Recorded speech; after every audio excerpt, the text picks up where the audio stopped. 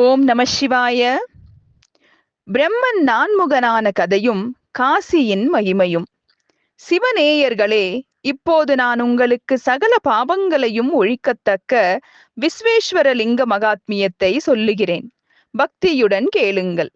கண்ணுக்கு புலப்படுகிற இந்த பிரபஞ்சமானது உண்டாவதற்கு முன்னதாகவே அவிமுக்தமாகிய காசி கஷேத்திரம் உண்டாகிவிட்டது.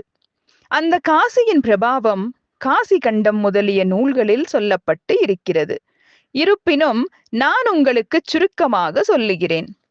நிர்குணமும் சத்தியஞான ரூபமும் அழிவில்லாமையும் சித்தாந்த ஸ்வரூபமும் நிர்விகாரமுமாக விளங்கும் தேஜஸிலிருந்து பிரகிருதியும் புருஷனும் தோன்றி நம்மை படைத்தவன் யார், நாம் செய்ய வேண்டுவது யாது என்று சந்தேகத்துடன் யோசித்துக் கொண்டிருக்கும் போது நிர்குண ஸ்வரூபியான பரமான்மாவிடமிருந்து ஓர் அசரீரி வாக்கு தவம் செய்து பிறகு படைப்பு தொழிலை செய்ய வேண்டும் என்று கூறியது. அதை கேட்டு அந்த பிரகிருதி புருஷர்கள் எவ்விடத்திலிருந்து நாங்கள் தவம் செய்ய வேண்டும் என்று கேட்க, அப்போது அந்த வான்குரல் ஆகாயத்திலே பஞ்சக்ரோஷ விஸ்தீரணமும் தேஜோமயமான ஒளியும் மாட மாளிகைகளும் நிறைந்த அழகியதொரு நகரம் நிர்மாணிக்கப்பட்டு விளங்குகிறது, அங்கு போய் தவம் செய்யுங்கள் என்று கூறியது. பிரகிருதி புருஷர்கள் இருவரும் அந்த ஆகாய நகரத்தை அடைந்தார்கள். புருஷனாகிய விஷ்ணு படைப்பை விரும்பி பலவித தவங்களை செய்து வந்தார். அநேக காலம் தவம் செய்ததனால் மகாத்மாவான விஷ்ணுவுக்கு தேக களைப்பாலும் உழைப்பாலும் உடலிலிருந்து அதிகமான வியர்வை உண்டாயிற்று. அந்த வியர்வை நீர் பிரபஞ்சம் முழுவதையும் வியாபித்தபடியால் பிரபஞ்சமெல்லாம் கண்ணுக்கு புலப்படாததாயின.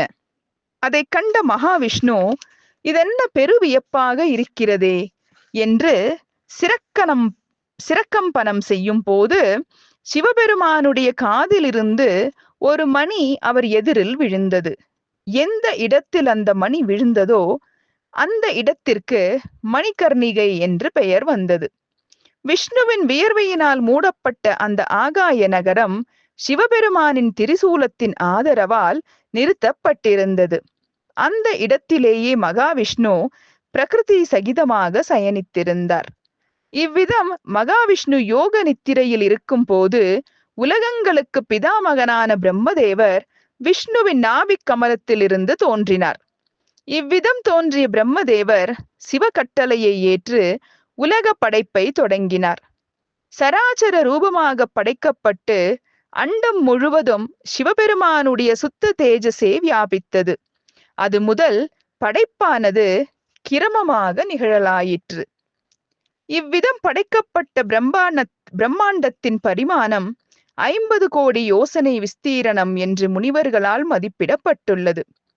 ஜலத்திலிருந்த அந்த பிரம்மாண்டமானது ஜலத்தின் மீது கப்பல் போலவும் தயிரின் மேல் ஏடு போலவும் அஷ்டதிக்கு கஜங்களால் தாங்கப்பட்டு நிலைத்து நின்றது.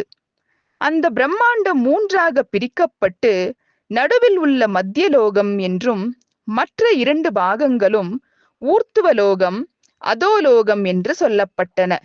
மத்தியலோகம் பூலோகம் என்றும் அதோலோகம் அதலம் விதலம் சுதலம் தராதலம் ரஜாதலம் மகாதலம் பாதாளம் என்று சொல்லப்பட்டன. பூலோகத்தின் மேலேயுள்ள ஊர்த்துவலோகம் புவர்லோகம் ஸ்வர்லோகம் மகாலோகம் ஜனலோகம் தபோலோகம் சத்தியலோகம் என்றும் சொல்லப்பட்டன.